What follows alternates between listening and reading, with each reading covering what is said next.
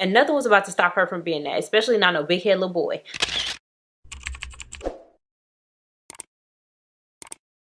Hey y'all, welcome and or welcome back to my channel. My name is Janae, if you didn't know, and today's video is another true crime episode. So if you're ready, let's go.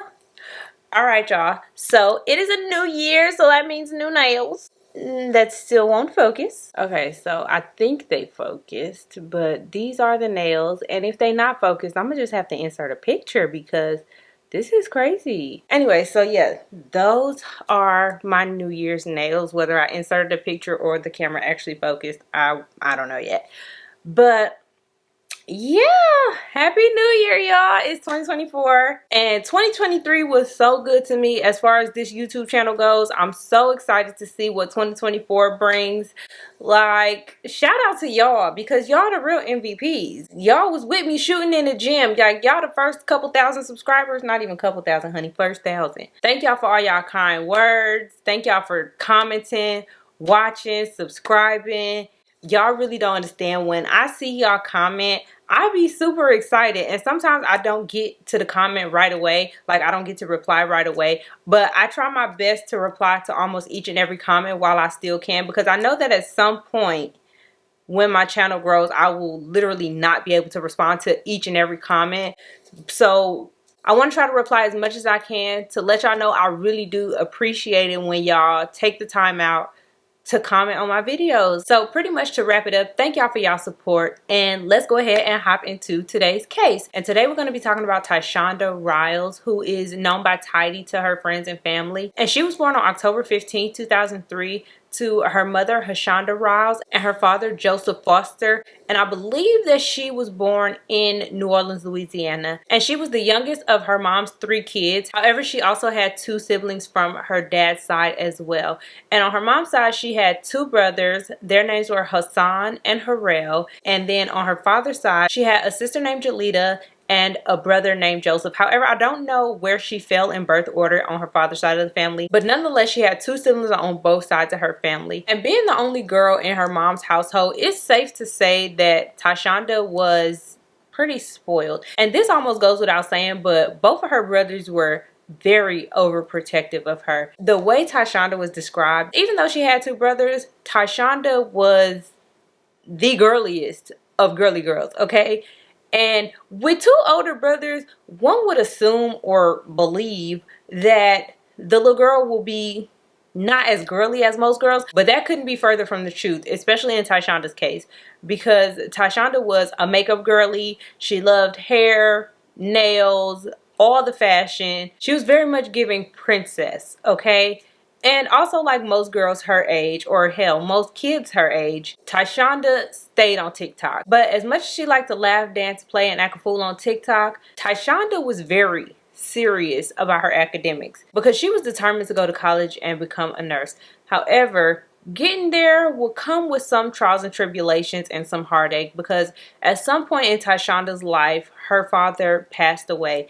And I don't know at what point in her life this happened, but no matter when this happened in her life, I'm pretty sure that his death impacted her greatly. And not only did she have to deal with her father's death, but when Tyshonda was 16 or 17 years old in 2020, her older brother Hassan, who was only 22 years old at the time, would be shot and killed as well. And so now not only is she dealing with the devastation and the trauma of losing her father, but now she's having to deal with and go through the pain of losing her brother and watching her mom lose a child. And unfortunately, to this day, Hassan's murder is still unsolved. So once again, I can only imagine that this impacted her life greatly. However, she did not let those 2 tragic events stop her from pushing forward and attempting to achieve her goals in life. And as one can imagine, after Hassan's death, Hashonda became way more protective of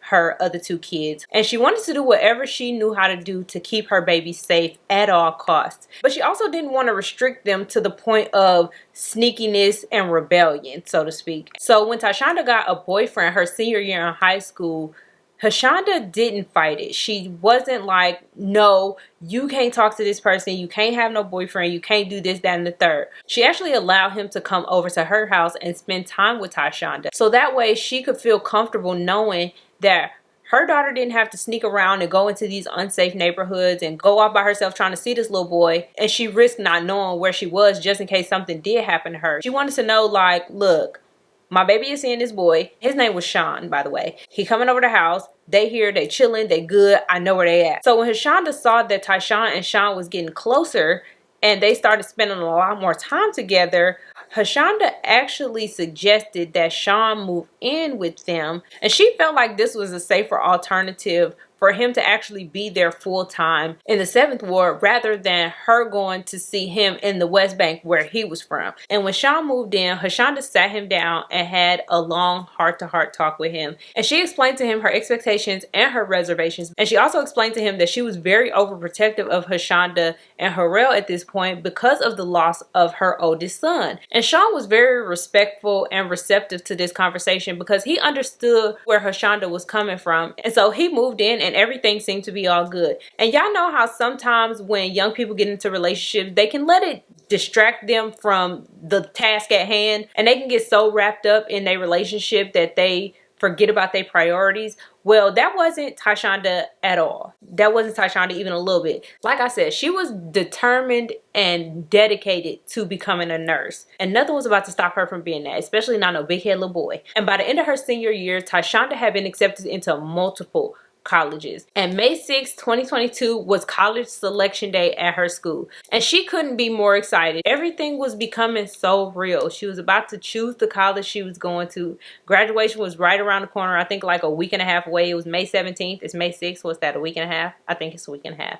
And she was about to be off to college to start a new adventure and start her journey to becoming a nurse. But unfortunately though, Tashonda would not make it to school that day because she would be shot and killed in her bedroom that morning. Now, the details surrounding what actually happened that day are unclear, and I don't think they've ever been spoken about publicly as far as I know, what I researched. But what is known is that Sean shot Tashonda that morning in her bedroom and then fled the scene and discarded the gun into a canal. And I don't know what happened or how it happened, but he was picked up fairly quickly after the fact. And he was initially charged with negligent homicide. But the more the investigators learned about what happened that day and the events surrounding Tashonda's death, the fact that the gun was shot twice, he fled the scene, and he got rid of the gun, they decided to upgrade the charges to manslaughter and obstruction of justice. And Sean May pled guilty to both of those charges, and he was facing up to a 40-year prison sentence. And his sentencing came on December 6, 2023. And at this sentencing hearing, he offered the family an apology and said that the shooting was a huge mistake. And he said that after he shot her, he panicked, and that's why he ran away and got rid of the gun. And I also don't know if it was before or after his sentence that he offered this apology and explanation, but the judge ended up sentencing 20-year-old Sean May